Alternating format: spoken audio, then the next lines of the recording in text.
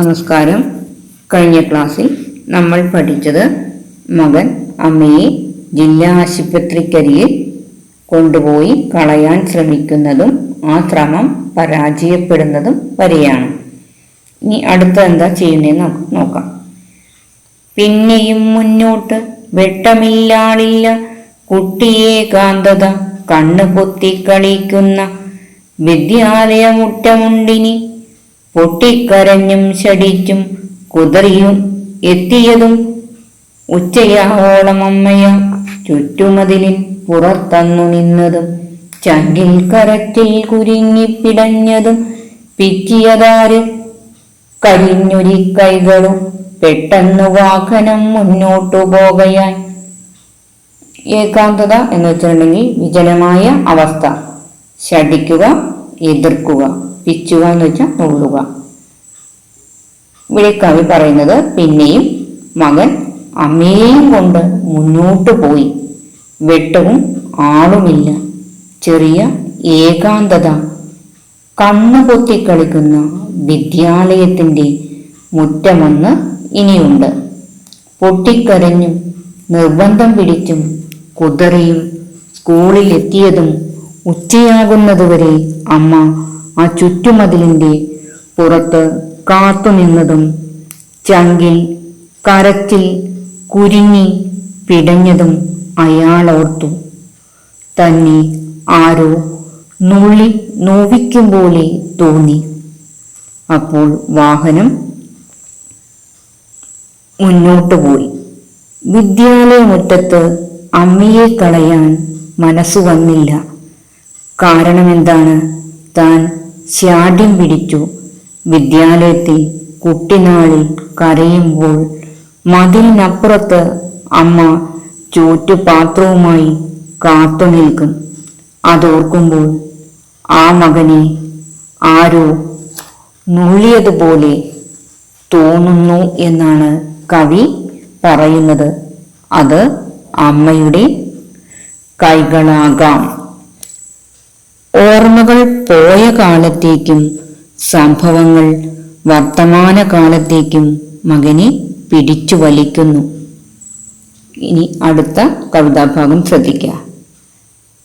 എങ്ങനെ കൊണ്ടിറക്കേണ്ടു സ്വയം ബുദ്ധി കെട്ടു കരിന്തിരിയാളും വരെയവർ ഒന്നെന്നെ കൊണ്ടുപോയിടേണമെന്നുള്ള ശല്യപ്പെടുത്തൽ പ്രതിഷ്ഠിച്ച കോവിലിൽ ആരാണ് മുന്നിൽ പുറത്തേക്ക് അശാന്തനായ ഈശ്വരൻ കാട്ടൊന്നു കൊള്ളാനിറങ്ങിയോ.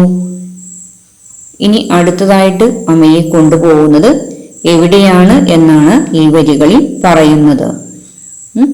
സ്വയം എന്ന് വെച്ചാൽ തനിയെ, പ്രതിഷ്ഠ എന്ന് വെച്ചാലോ സ്ഥാപിച്ച, കോവിൽ ക്ഷേത്രം, അശാന്തൻ സമാധാനമില്ലാത്തവൻ. എവിടെയാണ് അമ്മയെ ഉപേക്ഷിക്കേണ്ടത്?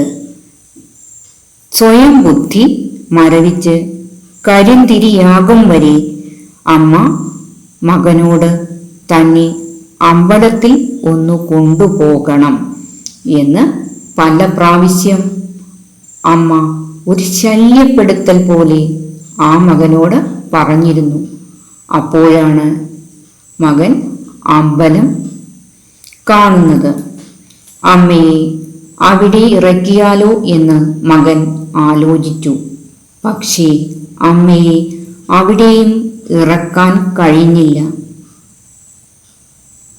പ്രായമേറിയ ചില അമ്മമാർ മക്കളെ പലതിനും ശല്യപ്പെടുത്തും എന്നാണ് കവി പറയുന്നത്. ഇവിടെ അമ്മ അമ്പലത്തിൽ പോകണമെന്ന് പറഞ്ഞാണ് ശല്യപ്പെടുത്തിയത്. അന്നൊന്നും അമ്മയെ കൊണ്ട് വന്നില്ല. ഇപ്പോൾ അതിൻ്റെ സമയമായി എന്ന് മകൻ ചിന്തിക്കുന്നു. പലപ്പോഴും പ്രായമേറിയ ആളുകളെ മക്കൾ അങ്ങനെയാണ് ഉപേക്ഷിക്കുക.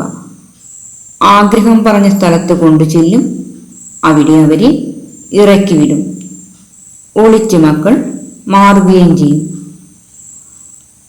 അതുതന്നെയാണ് മകൻ ഇവിടെ ചിന്തിച്ചതും.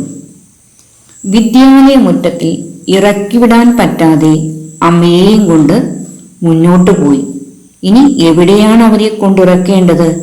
അമ്പലത്തിനു മുന്നിലെത്തി. അപ്പോഴാണ് അമ്പലത്തിൽ പോകണമെന്നുള്ള അമ്മയുടെ ശല്യപ്പെടുത്തൽ ഓർമ്മ വന്നത്. അമ്പലത്തിന്റെ മുന്നിൽ ആരാണ്? ആരോ ഒരാൾ. ഈശ്വരൻ കാറ്റുകൊള്ളാൻ ഇറങ്ങിയതുപോലെ തോന്നുന്നു. അപ്പൊ അവിടെയും തടസ്സമുണ്ടാകുകയാണ്. ഈശ്വരൻ കാറ്റുകൊള്ളുക എന്ന് വെച്ചാൽ എന്താണ്? മകന്റെ ഭയമാണ് ഇവിടെ പ്രകടമാകുന്നത്. ഏതൊരു ജീവിയുടെയും അവസാനത്തെ ആശ്രയമാണല്ലോ ഈശ്വരൻ, അല്ലെ? ദൈവം. തന്റെ പ്രവൃത്തി ഏറെ കഠിനമാണെന്ന് സ്വയം വ്യക്തമാക്കുന്ന വരികളാണിത്. ഇവിടെ നിങ്ങൾ മനസ്സിലാക്കേണ്ട കാര്യം ഇതാണ്: ആ സ്നേഹനിധിയായ അമ്മയെ എവിടെയെങ്കിലും ഉപേക്ഷിക്കാൻ കൊണ്ടിറങ്ങിയ മകൻ വലിയ കച്ചവട സ്ഥാപനത്തിന് മുന്നിൽ, പിന്നെ തെരുവോരത്ത്, ഓരോ സ്ഥലത്ത് ചെല്ലുമ്പോഴും ഓരോ തടസ്സങ്ങൾ. ഒരു സ്ഥലത്ത് തെരുവ് പട്ടികളുടെ ശല്യം. സ്കൂളിന്റെ വശത്താണെങ്കിൽ പണ്ട് അമ്മ തന്നെയും കാത്തുനിന്ന സ്ഥലം. പെട്ടിക്കടയുടെ അടുത്താണെങ്കിൽ ഇരുട്ടുണ്ട്, പക്ഷെ അവിടെ ആളുകൾ. ഇനിയുള്ളത് അമ്പലത്തിന്റെ അടുത്താണ്. അമ്മ തന്നെ വാർദ്ധക്യത്തിൽ നിർബന്ധിച്ചത് ഒറ്റ കാര്യത്തിന് മാത്രം: അമ്പലത്തിൽ ഒന്ന് കൊണ്ടുപോകണമെന്നു മാത്രം. തനിക്ക് ജീവിതം തന്ന, അന്നം ഊട്ടി വളർത്തിയ അമ്മയെയാണ് അവരുടെ നേരിയ ആഗ്രഹം മുൻനിർത്തി ഈ ക്ഷേത്ര കവാടത്തിൽ ഉപേക്ഷിക്കാൻ പോകുന്നത്. ആധുനിക യുവത്വത്തിനു നേരെ പിടിക്കുന്ന കണ്ണാടിയാണ് ഈ കവിത. അതിശയകരമായ വസ്തുത, നാളെ തങ്ങൾക്കും വരാവുന്ന ഒരു അവസ്ഥയുടെ നേരെയാണ് ഇന്നവർ കണ്ണടയ്ക്കുന്നതെന്നതാണ്. വാർദ്ധക്യം രോഗമല്ല, അത് പ്രായമേറുന്തോറും ജീവികൾക്ക് വരുന്ന കേവലാവസ്ഥയാണ് എന്ന് നമ്മളെല്ലാവരും തിരിച്ചറിയണം. ഇനി അടുത്ത വരികൾ ശ്രദ്ധിക്കുക. ഏറെ തണുക്കുന്നു ചില്ലുയർത്തിടുമ്പോളോർത്തു കരിമ്പടം അമ്മാവയറ്റത്തു പറ്റിക്കിടക്കുന്ന ചൂട്, മുഷിവുമായി കാച്ചെണ്ണ ചേരുന്ന ഗന്ധം, പുലർച്ചെ ഓലക്കൊടികൾ പുകയുന്നതിൻ മണം. ഓലക്കൊടികൾ പുകയുന്നതിൻ മണം. ഓലക്കൊടി എന്ന് വെച്ചാൽ എന്താണ്? വെള്ളം ചൂടാക്കുന്നത് മുൻകാലത്ത് ഓലച്ചൂട്ടുകൊണ്ടായിരുന്നു. തെങ്ങിന്റെ ഓല ഉണക്കി ചെറുപിടിയാക്കിയത്. അത് കത്തുമ്പോൾ പുകയ്ക്കുണ്ടാകുന്ന മണം, അതിനെയാണ് ഓലപ്പൊടികൾ എന്ന് പറയുന്നത്. ഇനി കാച്ചെണ്ണ എന്ന് പറഞ്ഞാൽ ദേഹത്ത് പുരട്ടുന്നതിന് ഉപയോഗിക്കുന്ന എണ്ണ, കാച്ചിയ എണ്ണ. അത് മരുന്നുകൾ ചേർത്ത് ജലം വറ്റിച്ചെടുത്ത് ഉണ്ടാക്കുന്ന എണ്ണയാണ് ഈ കാച്ചെണ്ണ എന്ന് പറഞ്ഞാൽ. അപ്പൊ വല്ലാതെ തണുക്കുന്നു. തണുപ്പ് കയറാതിരിക്കാൻ വേണ്ടി കാറിന്റെ ചില്ല് അയാൾ ഉയർത്തി. അപ്പോൾ അയാൾ ഓർത്തു, തണുപ്പ് തട്ടാതെ അമ്മ തന്നെ കരിമ്പടം കൊണ്ട് പുതപ്പിച്ചത്. അമ്മയുടെ വയറ്റത്ത് പറ്റിക്കിടന്നത് ആ വയറ്റിലെ ഇളം ചൂട്, കാച്ചിയ എണ്ണയുടെ ഗന്ധം, പുലർച്ചയിൽ ഓലക്കുടികൾ പുകയുന്ന ഗന്ധം എല്ലാം അയാൾ ഓർത്തുപോയി. അടുത്ത ഭാഗം എന്താ പറയുന്നത് ശ്രദ്ധിക്കാം. ഒന്നിനും കൊള്ളരുതാത്തവനെന്നവൾ ഇന്നും വഴി പറഞ്ഞേക്കും, മടങ്ങാതെ വയ്യ തലയ്ക്കകത്തെന്തോ പെരുക്കുന്നു. മെല്ലെ തിരിഞ്ഞൊന്നു നോക്കി, പിറകിലെ സീറ്റിലുണ്ടമ്മ. വലത്തോട്ടു പൂർണ്ണമായി ചാഞ്ഞ് മടങ്ങി മയങ്ങിക്കിടക്കുന്നു. പീളയടിഞ്ഞ് നിറം പോയ കണ്ണുകളെന്തേ അടയ്ക്കാതെ വച്ചമ്മ നിർദ്ദയം. ഇനി അമ്മയെ തെരുവോരത്ത് ഉപേക്ഷിക്കാൻ വയ്യ മകന്. ഒന്നിനും കൊള്ളാത്തവനെന്ന് ഇന്നും അവൾ എന്ന് ഭാര്യ പഴി പറഞ്ഞേക്കാം. അതുകൊണ്ട് കവി പറയാണ്, പറയട്ടെ, ഇല്ല, ഉപേക്ഷിക്കാൻ വയ്യ, തിരികെ പോയി മതിയാകൂ. തല പെരുക്കുന്നു. പതുക്കെ മകൻ ഒന്ന് തിരിഞ്ഞു നോക്കുകയാണ്. പിറകിൽ സീറ്റിൽ വലത്തോട്ട് പൂർണ്ണമായും ചരിഞ്ഞ് ചാഞ്ഞുമടങ്ങി അമ്മ മയങ്ങിക്കിടക്കുന്നു. അഴുക്കുകെട്ടി നിറം മങ്ങിയ കണ്ണുകൾ എന്താണ് അമ്മ അടയ്ക്കാത്തത്? ഒരു ദയയുമില്ലാതെ അമ്മയുടെ കണ്ണുകൾ തുറന്നിരിക്കുന്നു. ഇത്രയും പറഞ്ഞ് കവിത അവസാനിപ്പിക്കുകയാണ്. നിങ്ങളും ചിന്തിച്ചു നോക്കി, ഇവിടെ അമ്മയ്ക്ക് എന്ത് സംഭവിച്ചിട്ടുണ്ടാകും? കാവ്യഭാഗത്തു നിന്ന് നമുക്ക് ലഭിക്കുന്ന സൂചനകളിൽ നിന്ന് അമ്മ മരിച്ചു എന്ന് മനസ്സിലാക്കാം. കവിതയിൽ ഒരിടത്തും അമ്മ മരിച്ചുവെന്ന് കവി പറയുന്നില്ല. മരണത്തിന്റെ ചില സൂചനകൾ കവി നമുക്ക് നൽകുന്നുണ്ട്. അതെന്തൊക്കെയാണ്?